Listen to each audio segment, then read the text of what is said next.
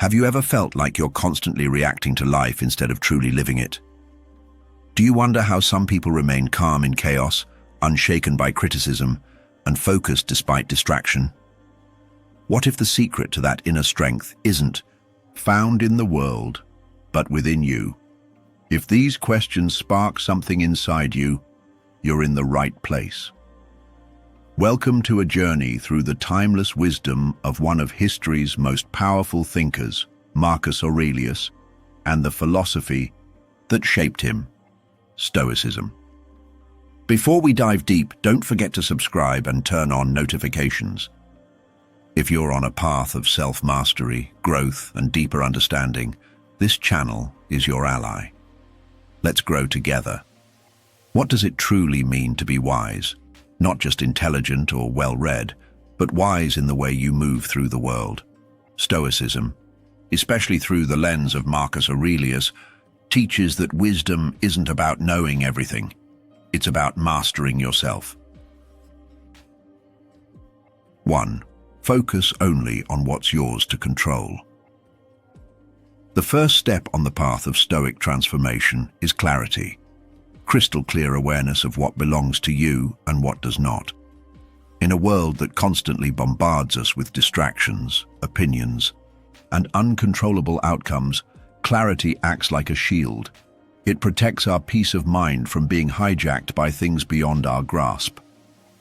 Stoic philosopher Epictetus famously said, "Some things are up to us and some things are not." This simple idea forms the foundation of Stoic thinking. If something is not up to us, if it lies outside the domain of our actions, intentions, or choices, then it must be set aside. It may still matter, but it should not disturb our inner calm. Think about how often we stress about other people's opinions. We lie awake at night wondering what someone meant by a vague comment, or replaying an awkward interaction. But can we control another person's thoughts, their moods, their assumptions? No. So why let them rule over us? Now imagine applying this insight to a wider range of situations: the economy, the weather, traffic jams, sudden changes at work, other people's rudeness. The list is endless. These events may impact us, but they are not within our control. What is within our control is how we respond. That is the Stoics' domain. Marcus Aurelius, the Roman emperor and one of the greatest Stoic thinkers, often reminded himself of this boundary. "You have power over your mind, not outside events," he wrote. "Realize this, and you will find strength." The wisdom here is practical. When you focus only on what's yours to govern, your thoughts, your actions, your character, you reclaim your energy from the chaos. Letting go is not giving up. It's focusing better. It's choosing to put your attention where it matters most, on the internal rather than the external. For instance, you can't control whether someone appreciates your work, but you can control how diligently you do it. You can't control whether you're treated kindly, but you can control whether you respond with grace. This clarity can become a daily practice. Start each morning by identifying what's in your control today. End each day by reviewing how well you stayed within your circle of influence. Over time, this habit cultivates peace, resilience, and focus. Instead of being tossed around by the world's unpredictability, you stand grounded. The modern world glorifies multitasking, influence, and domination. Stoicism flips this on its head. It asks not, "What can I make others do?" but rather, "What can I make of myself?" The moment you stop trying to control what you cannot and double down on what you can, you become free. That's the true beginning of peace. 2. Conquer yourself before the world. When we think of power, we often imagine grand gestures, commanding armies, leading nations, influencing millions. But Stoicism teaches us that the highest form of power is far quieter, far deeper.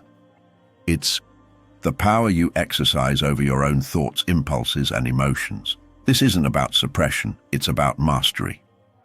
Conquering yourself means developing the discipline to pause before reacting. It means choosing response over reflex. That brief moment between stimulus and reaction, that's where your freedom lives. Every time you feel anger rising but choose patience instead, you grow stronger. Every time you feel the urge to give up but decide to persist, you are winning a private battle no one else can see. Seneca wrote, "No man is free who is not master of himself." Self-mastery is liberation. It's the opposite of being a slave to every feeling, every trigger, every wave of emotion. It's not that Stoics suppress emotion. They recognize it, honor it, but they don't let it run the show. Think of self-mastery like training a wild horse. The horse has power, yes, but it's uncontrolled, raw, potentially dangerous. With consistent training, the same horse becomes a disciplined force, capable of great feats. That's what your inner world can become. Through conscious effort, you can guide your emotions instead of being dragged by them. This kind of power isn't flashy. It won't always be seen by others, but its results are profound. Imagine showing up to work and not being rattled by office politics. Imagine staying calm during family tension. Imagine walking through criticism with dignity because you know who you are. That's strength. In the modern world, many seek to dominate others or prove their worth externally. But the Stoic looks inward. They ask, "Am I better today than I was yesterday?" This is a quiet revolution. Day by day, the Stoic builds inner fortitude. It's not about perfection, it's about persistence. Transformation doesn't happen overnight. It begins with small victories, resisting the urge to snap at someone, choosing honesty when a lie would be easier, holding to your values when it would be convenient to abandon them. Over time, these choices shape you. Real power is not about force. It's about restraint. It's not about control over others. It's about alignment with your best self. When you conquer yourself, the world no longer controls you. You walk through it with purpose, with strength, and with peace. 3. Stay curious. Always be a student. The Stoic path is not a destination, it's a lifelong journey, and at the heart of that journey is a humble, curious spirit. The Stoic is always learning, always evolving. They never assume they know everything. In fact, the wiser they become, the more they recognize how much they don't know. Humility is a key Stoic virtue, and with humility comes curiosity. The willingness to ask questions, to explore new perspectives, to find meaning even in difficult moments. "What can this teach me?" becomes a guiding mantra. Life is full of unexpected lessons. A failure can teach resilience. A disappointment can uncover hidden expectations. A mistake can become a mirror showing where we need to grow.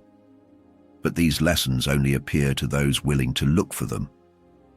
Too often, we assume the role of the expert. We think we've seen it all, that we know better, but that mindset closes the door to growth. The Stoic opens that door wide. Whether it's from a stranger's story, a child's question, or a setback at work, learning is everywhere. Marcus Aurelius himself, despite being emperor, filled his journal with reminders to stay humble.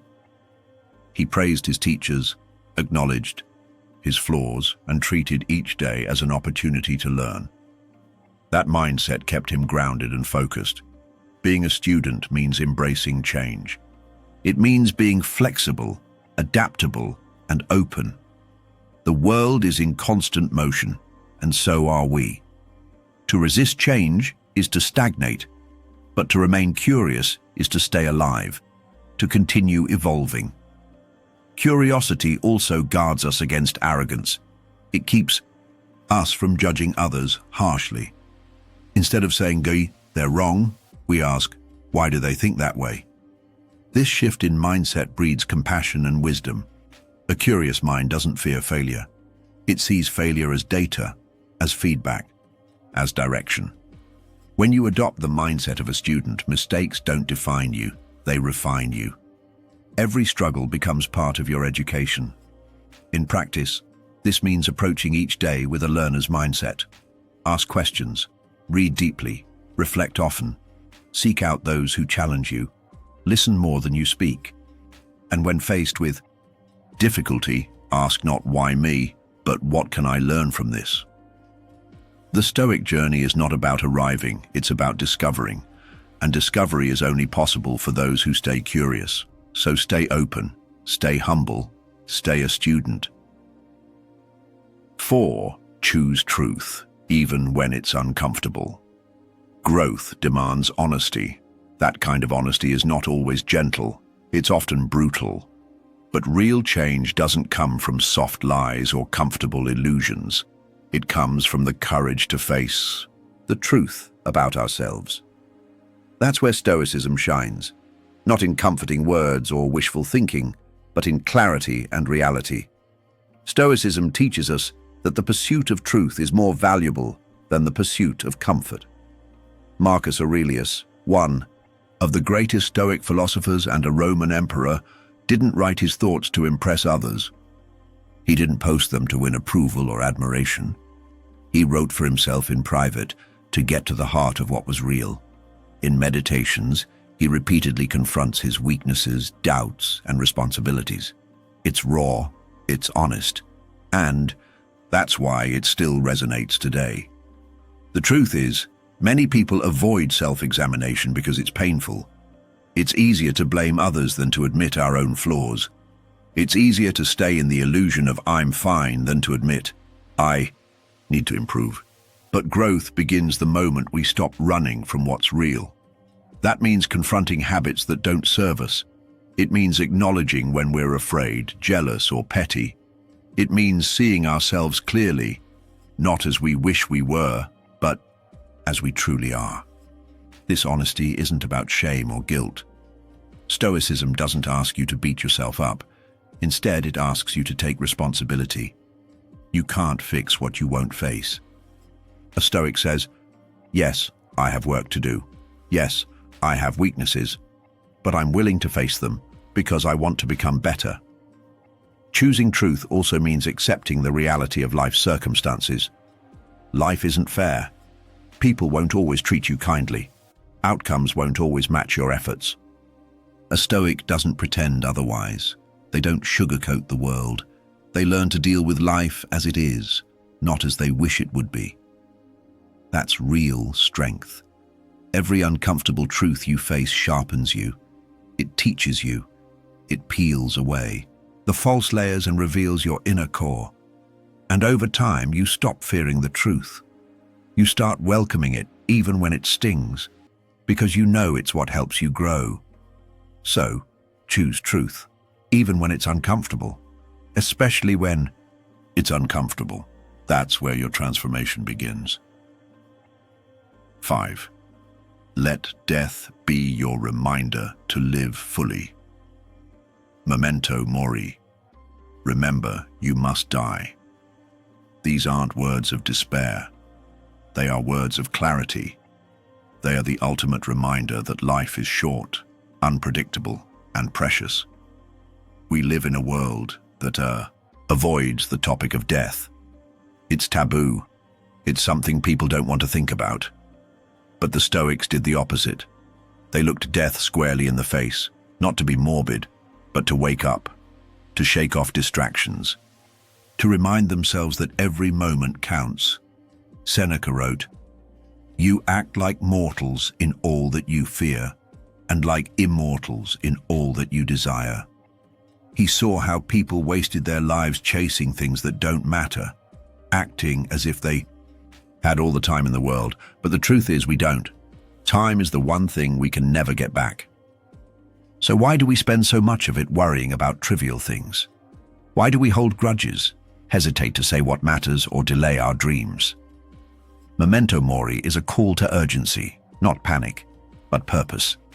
It reminds us to focus on what truly matters: meaningful relationships, personal growth, kindness, presence. It urges us to stop scrolling mindlessly, stop arguing over nonsense, and start living intentionally. Think of your life as a book with a limited number of pages. You don't know How many are left? Would you waste the next page repeating the same regrets? Or would you make it count? Would you tell people you love them? Would you create, explore, learn, and connect? Let death remind you to forgive quicker, to speak honestly, to pursue what moves you. You don't get to control how long you live, but you do get to control how you live. Every sunrise is a second chance. Every breath is a quiet gift. Don't sleepwalk through life. The Stoics didn't fear death because they knew it was natural.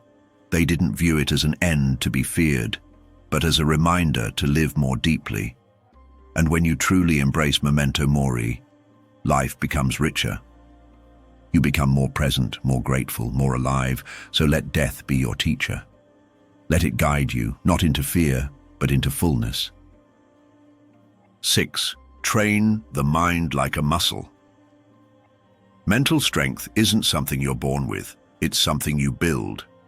Just like physical strength, it takes training, consistency, and discipline. You can't expect a strong body if you never exercise, and you can't expect a strong mind if you never challenge it. The Stoics understood this deeply. Epictetus compared philosophy to a gymnasium, a place to train the soul. Every difficulty you face is a mental workout. Every insult, setback, or challenge is an opportunity to grow stronger. But only if you choose to engage.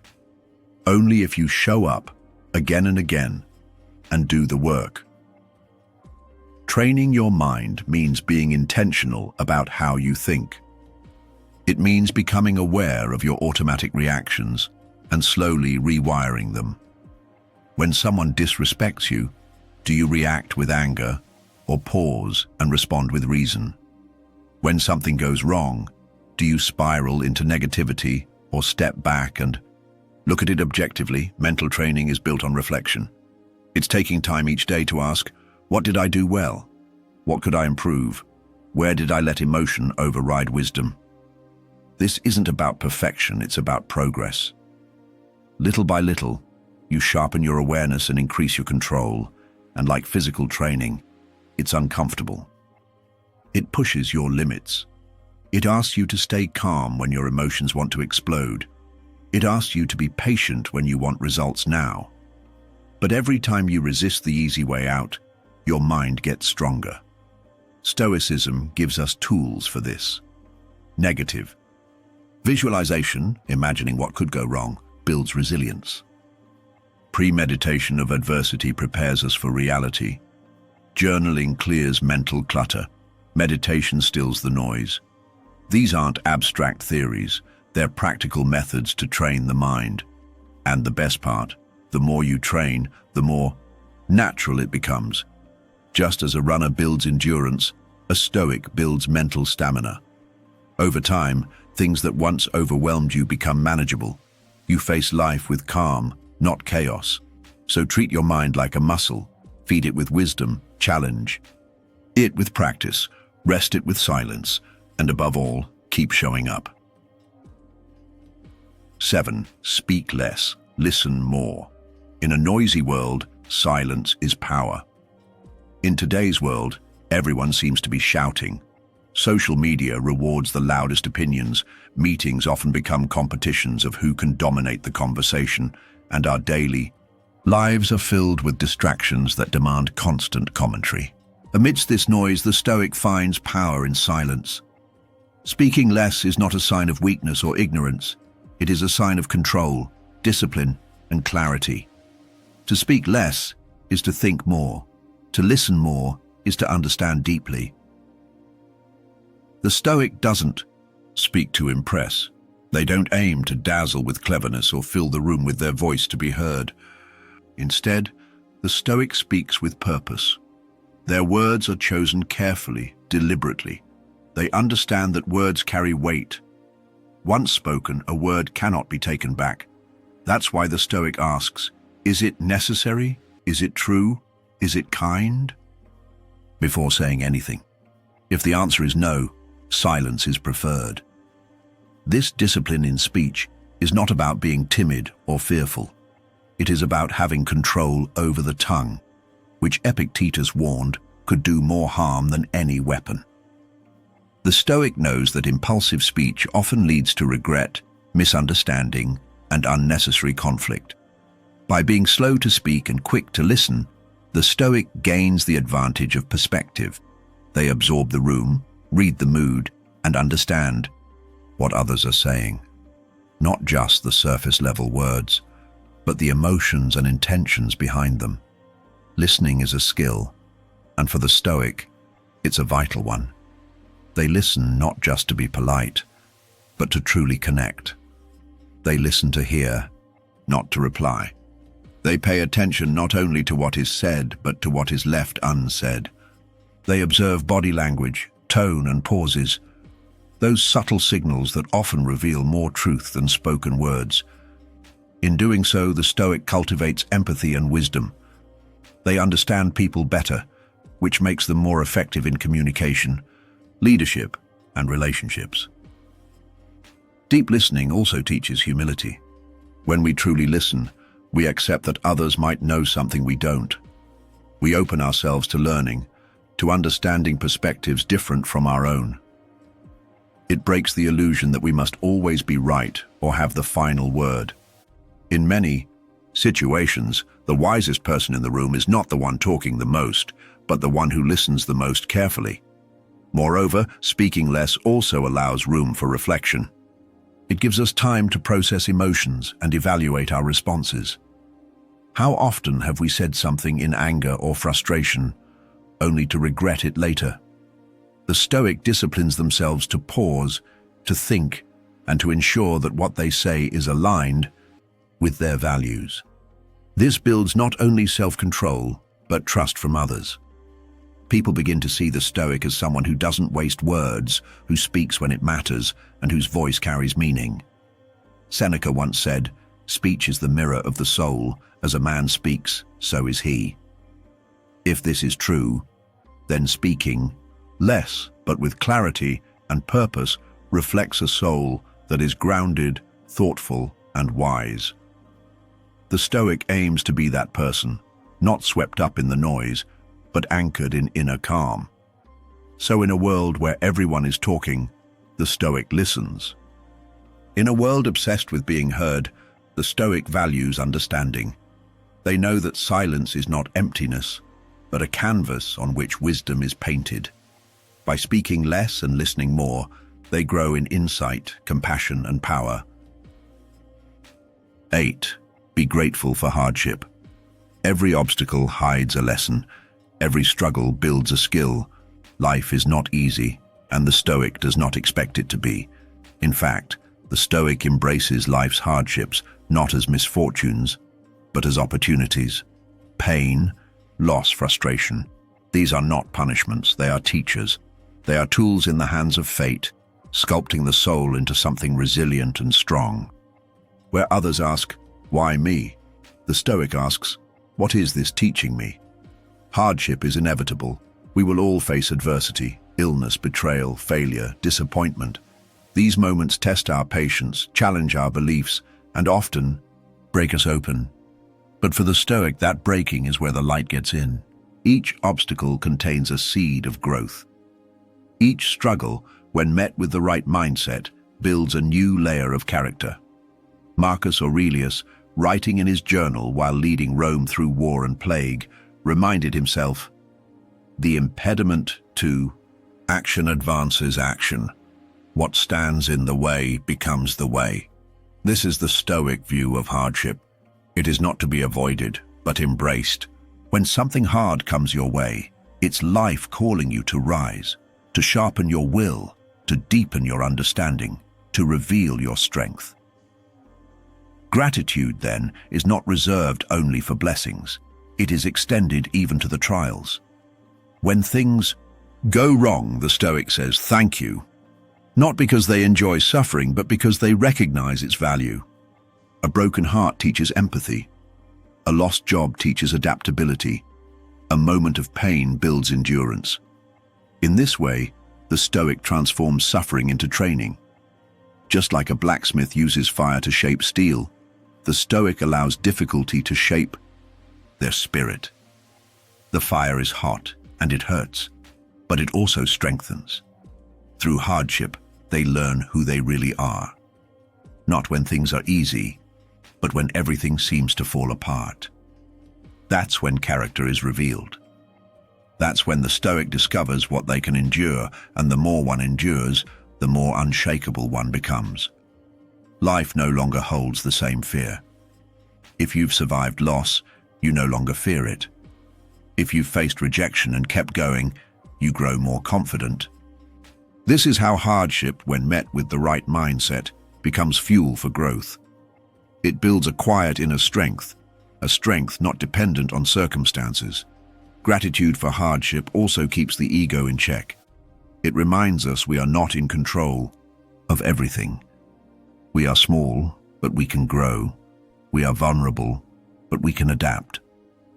Life does not revolve around our preferences, but it does offer endless chances to become better. That shift, from entitlement to gratitude, transforms frustration into humility and helplessness into power. It is easy to be thankful when things go well, but true gratitude is tested in adversity. Can you still say thank you when plans fall apart? Can you remain centered when the world feels like it's collapsing? That's the Stoic challenge. Not to fake positivity, but to find meaning in the pain. Ultimately, hardship is not the enemy. Our attitude toward it is. If we resist it, we suffer. If we embrace it, we grow. The Stoic understands this and chooses to be grateful even when life is hard, because they know that every struggle is forging something within them that comfort never could. So the next time life gets tough, remember, this is your training. This is your lesson. Be thankful, not because it's easy, but because it's shaping you into something stronger. This is how the Stoic becomes unshakable, through the fire with gratitude. 9. Solitude is a sanctuary, not a sentence. In solitude, we reconnect with ourselves, with our values, with clarity. This simple truth is often lost in a world that constantly pulls us in multiple directions. Social media buzzes with the highlight, reels of others' lives. Work demands our attention long after we've left the office. The pressure to stay connected, to be always on, can feel overwhelming. In this noise, solitude becomes not just a relief, but a necessity. Unlike isolation, solitude is chosen. It is not the absence of connection, but the intentional withdrawal from distractions. It's the conscious act of stepping back so we can see more clearly. Marcus Aurelius, the Stoic emperor, frequently turned inward in the stillness of the early morning or late night to write his reflections, what we now read in Meditations. These moments of solitude were not escapism. They were the very foundation of his strength, clarity, and leadership. Solitude is sacred. It's where the mind can settle and the heart can speak without interruption. In solitude, we ask the hard questions. Who am I? What truly matters? Am I living in alignment with my principles? These are not questions that arise in the crowd.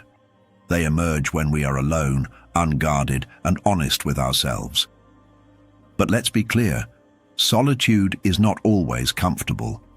At first, it can feel like emptiness. The silence may feel heavy. Without the distractions of noise, people, or tasks, we're left face to face with our thoughts. This can be intimidating, even frightening. But therein lies its power.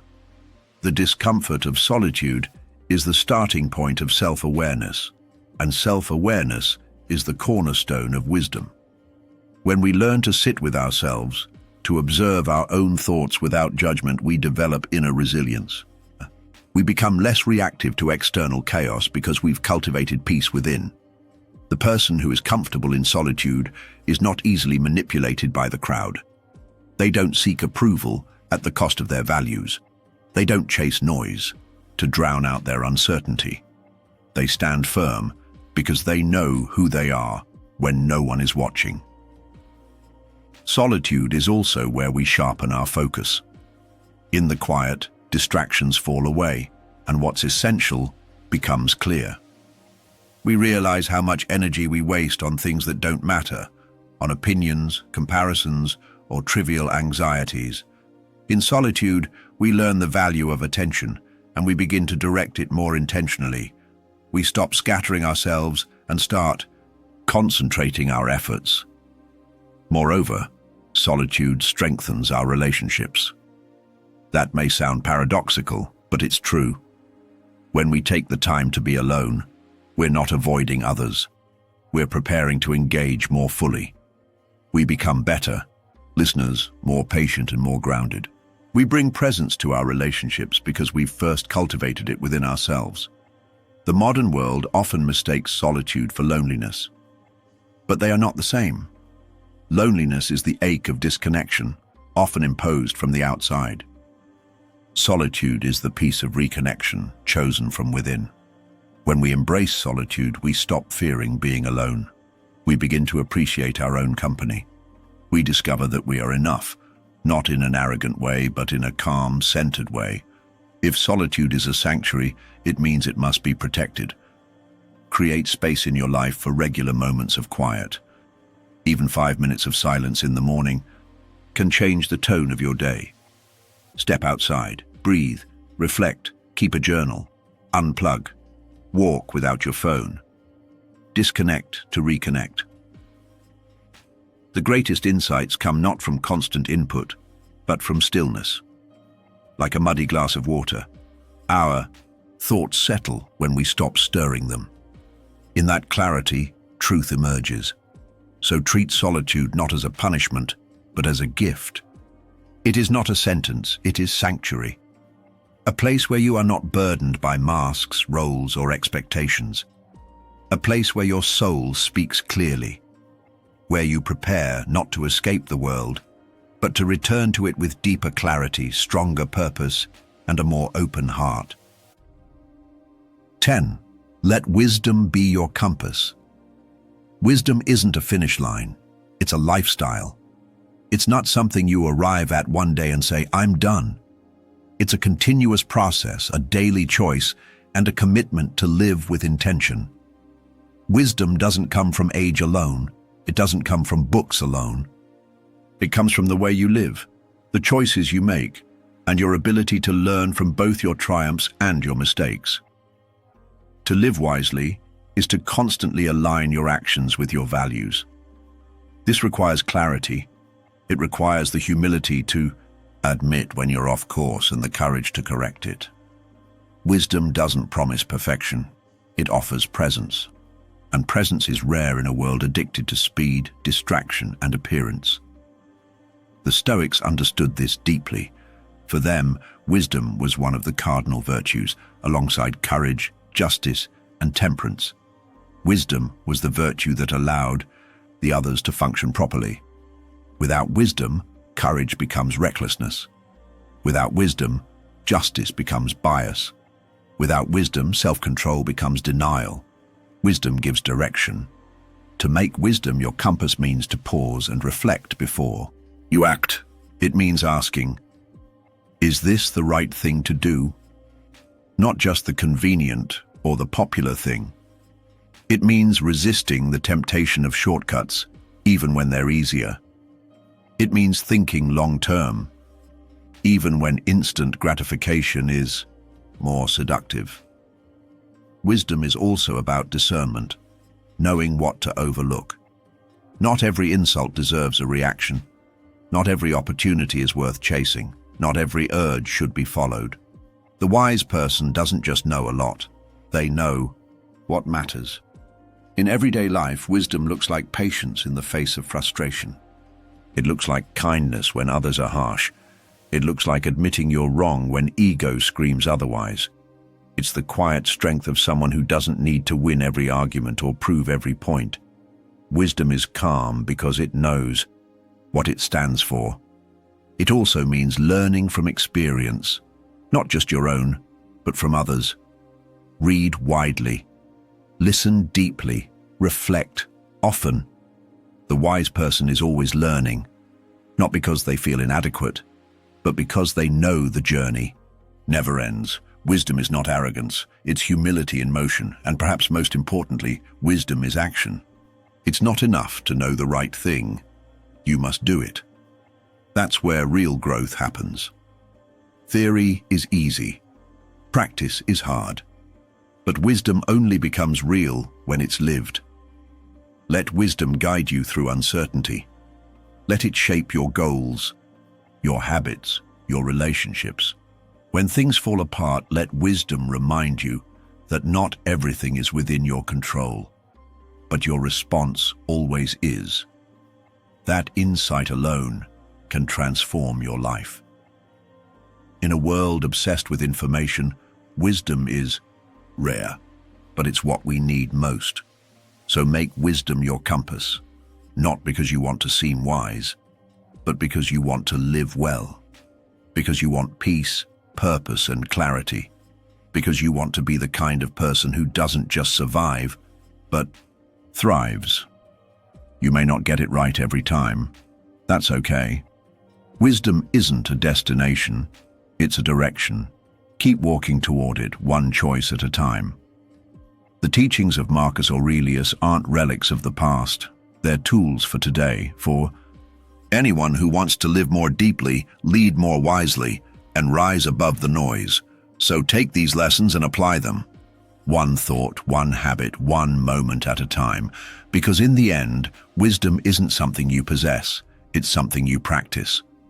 If this message resonated with you, subscribe, like, and share it with someone who's on their own path of self-discovery. Let's build a wiser world, together.